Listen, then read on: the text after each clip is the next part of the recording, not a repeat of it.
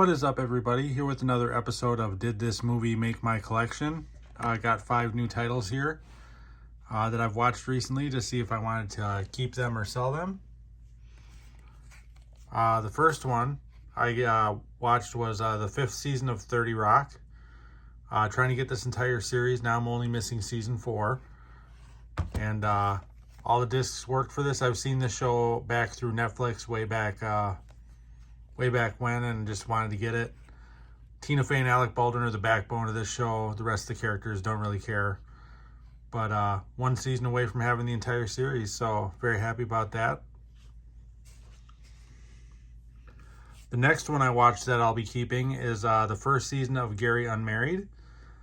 Never had seen this show before. I guess it was a CBS show way back when. It was on the clearance rack at Half Price Books for $3, so I picked it up. Complete blind buy. And it actually turned out to be very good. I guess it only lasted 2 seasons. I don't know if the second season is on physical media or not. Comment down below if you know.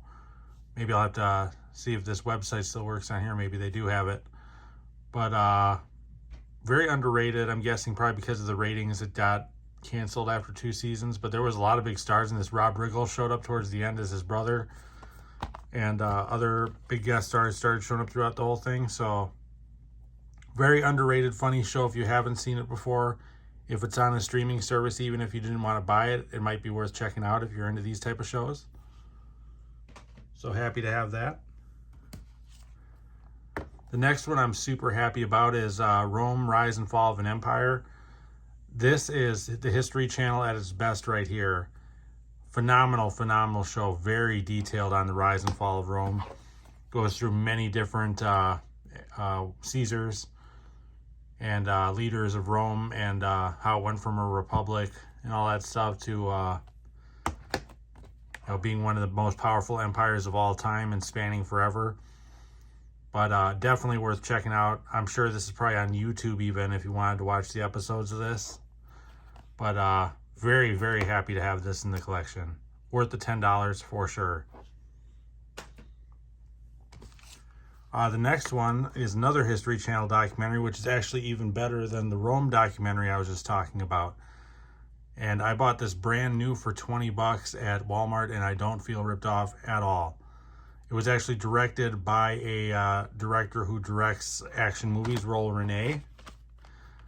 And yeah, this is a documentary, but with dramatic scenes in it and everything. And the episodes on Cleopatra, yeah, it's Cleopatra, Caesar, and Alexander the Great.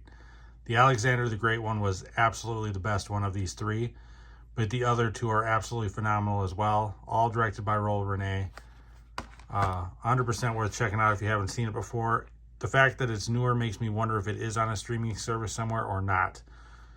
But you might still be able to find this on Amazon for pretty cheap. Now this next one, I got off a clearance rack at a Half Price Books for $2.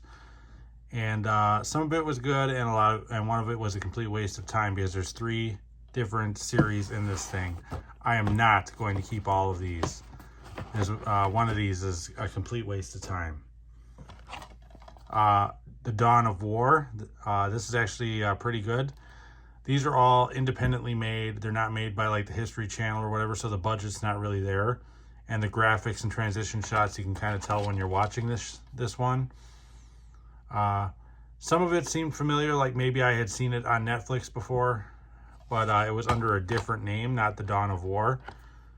But this part I'm going to keep just because it actually was pretty informative as far as troop movements and line movements, which I'm always very interested in these historic documentaries.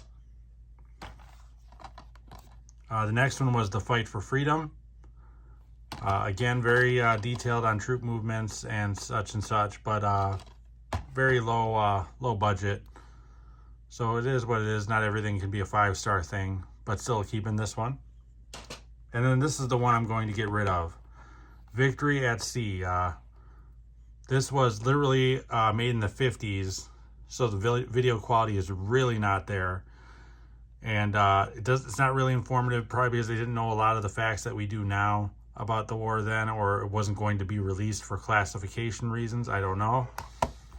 But it's basically just kind of a puff piece on the war to make America look great and powerful with wartime footage, and that's all it was wartime footage with really cheesy, awful music. It says that this won a Peabody Award. If Peabody Award is a word for crap, then this is what this is.